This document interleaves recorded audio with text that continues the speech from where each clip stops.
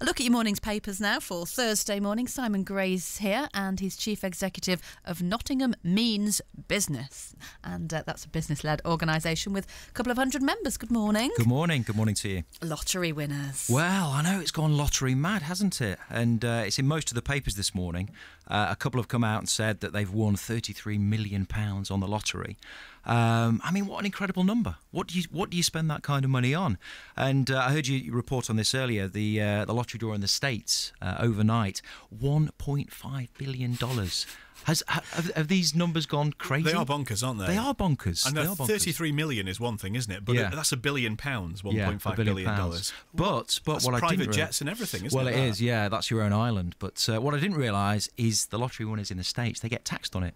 We're going to get taxed over here, so it's a little bit smaller, but it's still quite significant. There's a lovely moment in the article about the couple in Scotland when they realised they'd won. They had a cup of tea. That was the first thing they did. A cup of tea, and they looked at each other, and she said, "What have we done?" Yeah, they were stunned into silence. One of the papers recorded. I mean, I would be dancing around the living room. You would, wouldn't you? Do you think it's a bit too much? I think it is too much. You know, what about if they took... I'm sorry, I've got to disagree.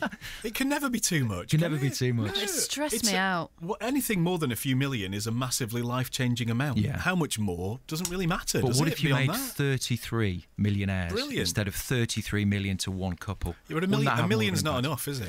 If you want to have a life-changing amount of money these days, I might buy you a nice house, but then you've got nothing to live off. You've got no change left. But with 33 million, do you give it away? And if you do, how much do you give it away, and who do you give it to? And do you need to set up a charitable trust, and do you need someone to run that, and who's going to give you the financial advice? Trust you to come up with the charity angle. It would be give it all away. A nice problem to have. A nice problem to have, though, wouldn't it? I don't know. $1 million would be all right. Any more than that, too much. Well, if you win, you can pass it to me. That's fine. I'll take it. No problem. Are you doing dry January? I am doing dry January. Are you guys doing? I'm doing a half dry January. A half? Yes. I'm actually sticking to my limits. The new limit. That's my version of dry January. Yeah. Okay, so you're drinking, but I'm drinking up to 14 units now. Yeah. Rather than the 20 that I was. Okay. It's not a target. It's a limit, not a target. I know the doctor said. Well, there's a warning now that says that maybe dry January is not the thing we should be doing because it can be dangerous. So you give up for January, and then does that encourage people to binge drink for the rest of the year? I don't necessarily think that's the case, and I do it every year. My birthday's on the 31st of January, so it's quite a nice period of time, and then I can celebrate the birthday, have a drink, and I always feel better by the end of it, so I think it's a good thing. In the Times, gifts for the royals. Yes. So what's the most unusual gift you've ever been given? Because the royal household has published a list yesterday of some of the unusual gifts the royal family's been given. A couple of my favourites. Prince George in New Zealand was given a bag of fairy dust.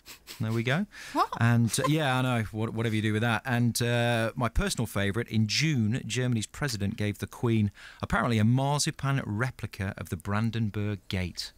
I mean, what do you say when you get something like that? It's like socks at Christmas. What do you say? What do you say? I want to know if she's eaten it. Well, who knows? Who knows?